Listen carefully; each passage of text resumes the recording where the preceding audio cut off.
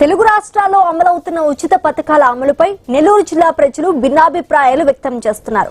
అందరికీ ఉపయోగపడే విద్య, వైద్యం, రైతులకు ఉపయోగపడే ప్రాసెసింగ్ యూనిట్లను పూర్తిగా ఉచితంగా అందుబాటులోకి తీసుకురావాలంటున్నారు. మిగతా పథకాలు ఎంతవరకు అవసరమో అవి మాత్రమే అమలు చేయాలని చెప్తున్నారు. అలా కాకుండా ఉచిత పథకాలు అంటూ ఇచ్చేయడం వల్ల ప్రజల్లో సోమరితనం పెరుగుతోందని అంటున్నారు. దీనిపై మరింత సమాచారం మా ప్రతినిధి సాగర్ రెడ్డి అందిస్తారు. రాష్ట్రాల్లో ప్రభుత్వాలు ఇచ్చే ఫ్రీ స్కీమ్స్ పైన ప్రజల్లో విభిన్న ఆలోచనలు లేదంటే దానికి సంబంధించిన విభిన్న అభిప్రాయాలు ఉన్నాయి. దాంట్లో ప్రధానంగా కూడా ఏ రాజకీయ పార్టీ అయినా అధికారంలోకి వచ్చే ముందు ఒక మేనిఫెస్టో రిలీజ్ చేస్తుంది. ఒకవైపు అభివృద్ధికి సంబంధించిన అంశాలు చెప్తూనే మరోవైపు సంక్షేమం పేరుతో భారీగా నిధుల్ని అంటే ఫ్రీగా స్కీమ్స్ అయితే పెడుతుంది. సో దీనికి సంబంధించి ప్రస్తుతం మనం నెల్లూరులో ఉన్నాం. నెల్లూరులో ప్రజల అభిప్రాయం ఏంటో కూడా తెలుసుకుందాం. వాస్తవానికి అయితే ప్రపంచంలో ఒక ఫేమస్ సామెత ఉంది. ఏదైనా కూడా చేపను ఉచితంగా ఇచ్చే కన్నా చేపలు పట్టడం నేర్పిస్తే ఆ వ్యక్తి జీవితాంతం కూడా మంచిగా బతుకుతాడు, చేపలు పట్టుకుని జీవించడం నేర్చుకుంటాడని చెప్పి ఒక సామెత ఉంది. సో ఎవరైనా కూడా ఉచితంగా స్కీమ్లు ఇచ్చే కన్నా కూడా వారికి స్కిల్ డెవలప్మెంట్స్ కానీ లేదంటే ఇతర పని నేర్పించడం కానీ ఇలా చేస్తే ప్రజల జీవన విధానం మారుతుందని చెప్పి ప్రజల్లో వినిపిస్తున్నప్పటికీ వాళ్ళ అభిప్రాయాలు అయితే తెలుసుకుందాం. సార్ చెప్పండి, ఉచిత పథకాల మీద మీ అభిప్రాయం ఏంటి? ఉచిత పథకాలు అనేది చిల్లిపోయిన కుండలో నీళ్లు పోసినట్టేనండి. మనం ఎంత తోడి పోసినా నీళ్లు కారిపోతానే ఉంటాయి. పథకాలు ఉచితంగా 10,000 రూపాయలు, 16,000 రూపాయలు, 20,000 రూపాయలు ఇస్తే తాగుబోతుల్ని, వ్యసన పరుల్ని మనం పెంచి పోషించినట్టు అవుతుంది. దీనికి పూర్తిగా నేను ఒక ప్రజల్లో ఉండే వ్యక్తిగా పూర్తిగా ఖండిస్తున్నాను. దీని బదులు ఉచితంగా విద్య ఇప్పుడు ఏడ దొరకటం లేదు.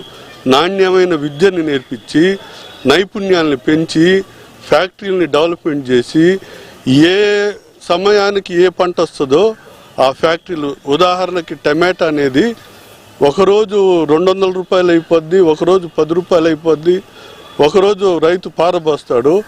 ఈ విధానం కాకుండా దానికి సంబంధించిన సాసులు కానీ, దానికి సంబంధించిన జామ్ ఫ్యాక్టరీలు కానీ, ఇలా దేనికి ఏ పంటకు సంబంధించిన ఫ్యాక్టరీలు ఆ పంటకి గిట్టుబాటు ధర ప్రభుత్వం ఇచ్చి ఉచిత విద్యుత్తు వాటికి ఇచ్చి పని కల్పిస్తే, సందు లేకుండా ఎవరు పని బాట లేకుండా అలాంటి వాళ్ళకంతా పని పెడితే దేశం సుభిక్షంగా ఉంటుంది. అంటే ప్రధానంగా ఇటు పథకాలు, ఫ్రీ పథకాలు ఇచ్చుకుంటా పోతే వాళ్ళ పరిస్థితి ఏమవుతుంది, చివరికి మన రాష్ట్రం ఏమైపోతుంది?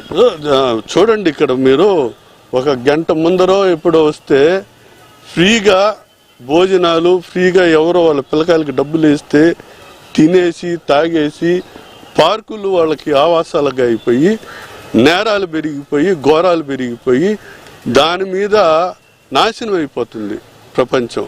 అది కాకుండా వాళ్ళకంతా పని బాటా కానీ పని కల్పిస్తే ఆ పని వల్ల దేశం అభివృద్ధి చెందుద్ది, కానీ పథకాల వల్ల దేశం నాశనం అవుతుంది. దానివల్ల దీన్ని ఉచితాలని ఖండించి నేను చెప్పేనే seasonal business, seasonal fund, fruits సంపూర్ణమైన దేశం మనది.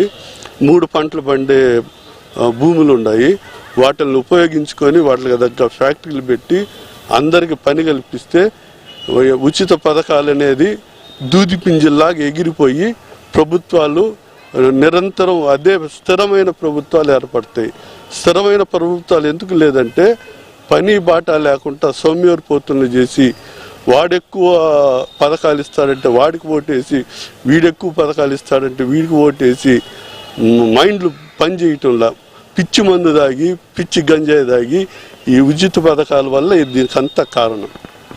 ప్రధానంగా ఉచిత పథకాల వల్ల పెద్దగా ప్రయోజనం లేదని, అందువల్ల అంటే సమాజంలో నేరాలు కావచ్చు, అసాంఘిక కార్యకలాపాలకు కూడా ప్రధాన కారణం అయిపోతుంది. ఏదైనా కూడా సమాజాన్ని బాగు చేయాలంటే ప్రధానంగా విద్య కావచ్చు, వైద్యం కావచ్చు, లేదంటే స్కిల్ డెవలప్మెంట్ కావచ్చు, లేదంటే రైతులకు ఉపయోగపడే ఏదైనా ప్రాసెసింగ్ యూనిట్స్ కావచ్చు, అలాగే ఇలా అనేక విధాల ద్వారా కూడా సమాజాన్ని మార్చవచ్చు. కేవలం ఉచిత పథకాల ద్వారా సమాజాన్ని మార్చలేమని చెప్పి నెల్లూరులోని స్థానికులు అయితే చెప్తున్నమాట.